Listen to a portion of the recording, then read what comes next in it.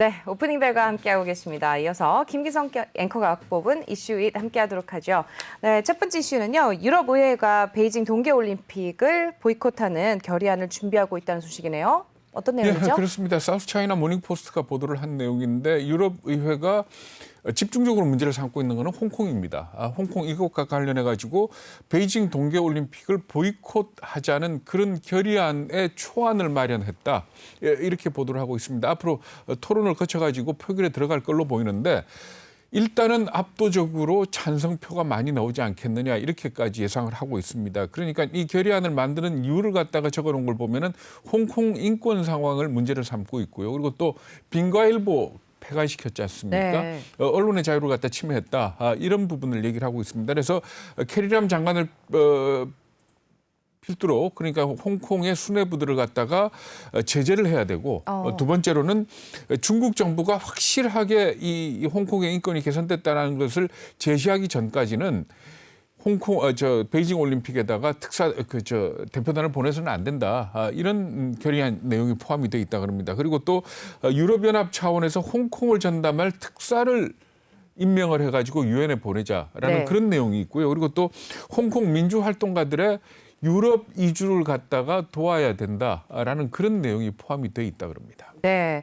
미국의 입장은 어떤가요? 보이콧 가능성이 있는 건가요? 결국 미국이 어떻게 움직이느냐에 따라서 아마 유럽도 같이 움직일 것 같은데 유럽의회가 베이징 동계올림픽 보이콧 결의안을 의결을 한다 하더라도 이게 유럽 각국의 아무런 구속력은 없습니다. 네. 다만 어떤 상징적인 의미만 있고 그리고 또 그 표결이 몇 대 몇으로 가결이 되느냐 하는 그런 분위기를 체크할 수 있을 정도인데 결국 베이징 동계올림픽을 보이콧하느냐. 여기서 보이콧은 선수단이 안 가는 보이콧이 아니고 그러니까 각국의 수반이라든지 대표단이 안 가는 그러니까 외교적인 보이콧으로 보시면 되는 겁니다. 이렇게 보이콧이 실행되느냐 하는 부분은 미국한테 달려 있다 이렇게 얘기를 하는데 미국이 얼마 전까지만 해도 지난 4월이었죠.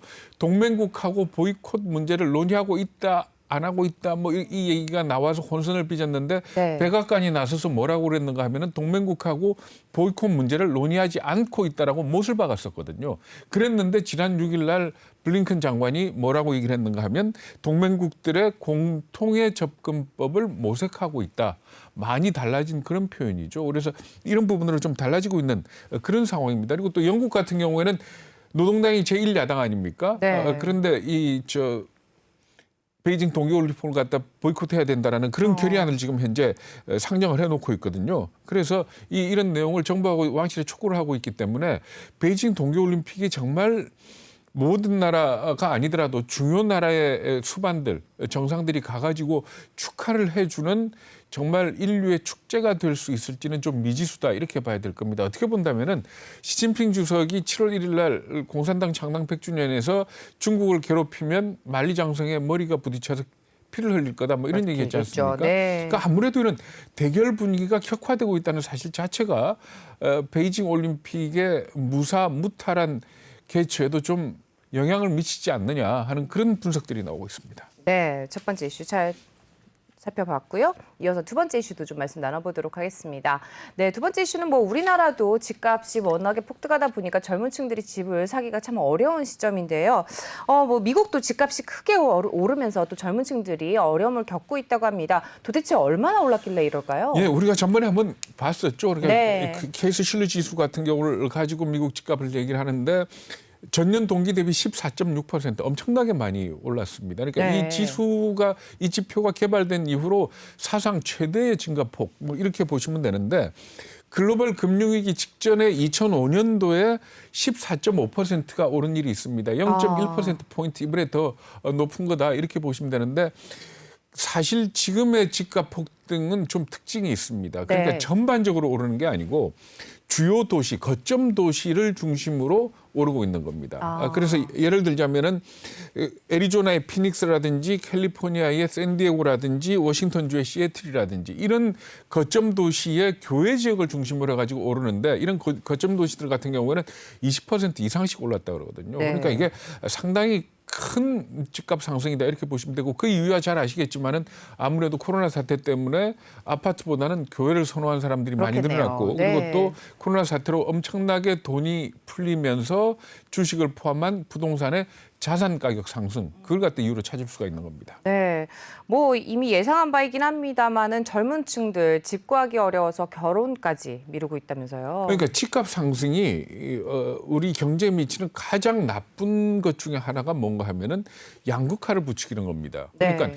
집을 가지고 있는 사람과 가지고 있지 않는 사람 사이에 자산이 완전히 양극화되지 않습니까? 그렇죠. 우리도 지금 주변에 무주택자 같은 경우에는 사실은 아무 일도 안 했는데 상대방하고 따져서 재산의 차이는 엄청나게 차이가 나는 거 아닙니까? 그러니까 주택의 유무가 결국은 이 빈부격차로 귀결이 되는 그런 상황인데 미국 같은 경우는 뭐가 문제인가 하면 미국의 평균을 갖다가 얘기한 게 있습니다. 보통 어느 정도인가 하면은 우리나라 평수로 따져서는 39평. 그러니까 걔네들 1,400제곱피트 정도 되는 그런 땅이 그런 집이 생애 최초 구입 주택 이렇게 얘기를 합니다. 그래서 대부분 이제 사회생활을 시작을 하면 모기지를 얻어가지고 이런 집들을 사서 시작을 하고 그러다 돈을 조금 더 벌면 이 집을 팔고 또 조금 큰 데로 가고 하면서 자산을 불리는데 지금 이 39평 규모의 이런 생애 최초 주택의 공급도 줄어들었고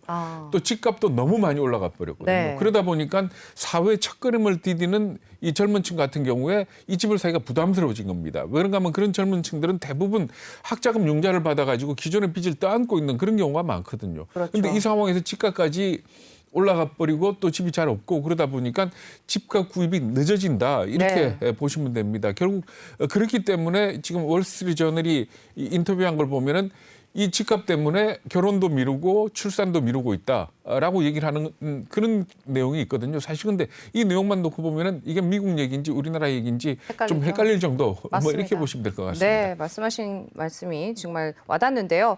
이렇게 주택 구입이 늦어지게 되면은 생애 전체를 놓고 봐도 사실상 뒤처질 가능성도 높아진다는 얘기가 아닐까 싶은데 어떻게 보세요? 네, 그렇습니다. 그러니까 이 월스트리트저널이 이 부분에 대해서 강하게 문제를 제기를 하고 있는데 이것도 아마 우리도 마찬가지고 우리 네. 정책 당국자들도 귀 기울여서 들어봐야 될 얘기일 것 같습니다. 그러니까 과거에는 한 10년 전만 하더라도 미국 사람들의 평균적으로 처음에 주택을 구입하는 나이가 30살이었다 그럽니다. 근데 이게 33살로 3년 정도 늦춰졌다 그러거든요. 네. 그러니까 미국은 물론 33살에 집을 사더라도 모기지를 통해서 집을 사게 되는 거죠. 네. 그러면서 이 월스트리트저널이 무슨 얘기를 하는가 하면 이렇게 30살 때 집을 사게 되면 네. 아까 제가 말씀드린 것처럼 생활을 해 나가면서 어차피 집값은 계속 올라가지 않습니까? 그렇죠. 이게 뭐 정책과하고 무관하게 이 화폐를 워낙 풀어대고 이러니까 인플레는 어느 정도 매년 일어나지 않습니까? 네. 그래서 자산 가격이 상승하면서 말하자면 자산 증식의 사다리를 타게 되는 겁니다. 그러니까 그래가지고 은퇴할 나이쯤 되면은 우리도 마찬가지지만 미국에서도 네. 집 한 채 남는다. 뭐 이렇게 보시면 되는데 이게 만약에 남들이 30살에 시작할 때 자기는 30살에 시작하지 못하고 34살이나 35살에 최초 주택을 구입을 하게 된다면은 이게 나중 가가지고 자산 증식의 사다리에서 네. 떨어져 버리는 그러니까 뒤처져 버리는 그런 결과가 오기 때문에 이게 결과적으로 이 양극화를 더 부추기는 그런 결과가 온다 이렇게 얘기를 하거든요. 근데 네. 이걸 들으면서 가만 생각을 해보면 뭐가 있는가 하면 우리는 청년들한테 임대주택 지어주는 걸로 만족하지 않습니까? 그러니까 사실은 청년들한테 어떤 방법으로든지 간에 말하자면 직장을 구해서 그러니까 일을 하면서 자기가 자기 이름으로 된 집을 크기가 어떻든지 간에 그러니까 임대주택을 지어놓고 야, 이 정도면 참 좋아. 이 정도면 사람 살만하지 않아. 라고 얘기해서는 안 된다는 얘기입니다. 맞습니다. 그러니까 네. 젊었을 때부터 사회생활을 시작할 때 빚이 좀 있고 네. 그리고 자기 일로 갚을 수 있을 정도의 부담으로 집을 갖고 시작해야지 나중에 애들 다 키우고 은퇴를 했을 때도 노후 자금도 거기에서 찾을 수 있다는 거거든요. 그러니까 네. 사회가 그래야지만 안정이 되는 건데 자꾸 청년들의 주택 문제를 임대주택으로 풀어서는 안 된다 하는 게 이 기사 내용이 아닌가 싶습니다. 네, 맞습니다. 네, 두 번째 이슈도 잘 들었고요. 이어서 세 번째 이슈도 좀 말씀 나눠보도록 할 텐데요. 요즘에 남성 정장이 잘 안 팔린다고 합니다.